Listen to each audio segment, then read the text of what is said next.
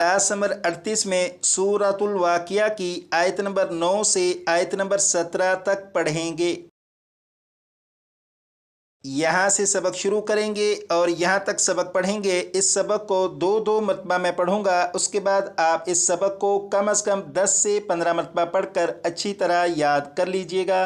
तो शुरू करते हैं। अऊज़ु बिल्लाहि मिनश शैतानिर रजीम।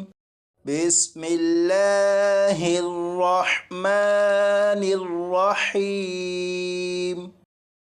व अस्हाबुल मशअमति मा अस्हाबुल मशअमह वस्साबिकून अस्साबिकून उलाइकल मुक़र्रबून फ़ी जन्नातिन नईम सुल्लतुम मिनल अव्वलीन व क़लीलुम मिनल आखिरीन अला सुरुरिम मौदूनह मुत्तकिईन अलैहा मुतक़ाबिलीन यतूफ़ु अलैहिम विल्दानुम मुख़ल्लदून। एक मरतबा फिर सुनिएगा।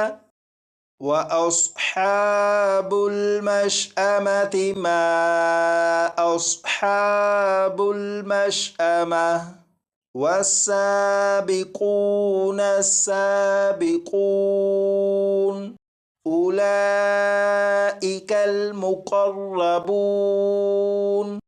फ़ी जन्नातिन नईम सुल्लतुम मिनल अव्वलीन व क़लीलुम मिनल आखिरीन अला सुरुरिम मौदूनह मुत्तकिईन अलैहा मुतक़ाबिलीन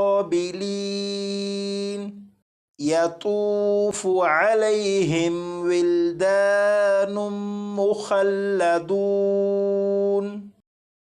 यहाँ से यहाँ तक इस सबक को कम से कम 10 से 15 मरतबा पढ़कर अच्छी तरह याद कर लीजिएगा।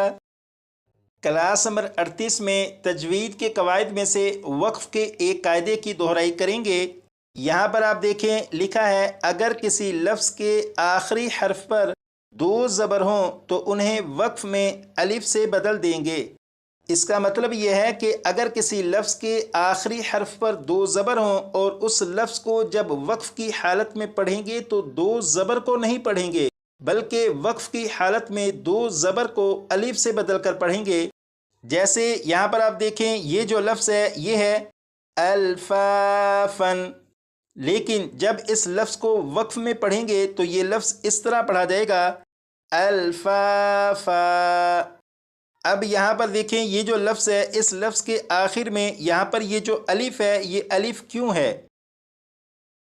तो उस अलिफ की वजह यहाँ से मालूम होगी। यहाँ पर देखें, लिखा है दो ज़बर दो ज़ेर दो पेश को तनवीन कहते हैं, और यहाँ पर लिखा है ज़बर की तनवीन के बाद कहीं अलिफ और कहीं या लिखा जाता है, हिज्जे करते वक्त उनका नाम नहीं लेंगे।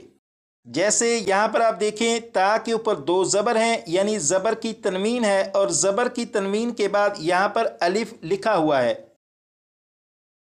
तो इस लफ्ज़ के आखिर में ये जो अलिफ है ये अलिफ आखिरी हर्फ शुमार नहीं होगा, क्योंकि ये अलिफ बज़ाते ख़ुद नहीं है, बल्कि फ़ा के ऊपर जो ज़बर की तनवीन है इसकी वजह से है, और इस लफ्ज़ का जो आखिरी हर्फ है वो फ़ा शुमार होगा।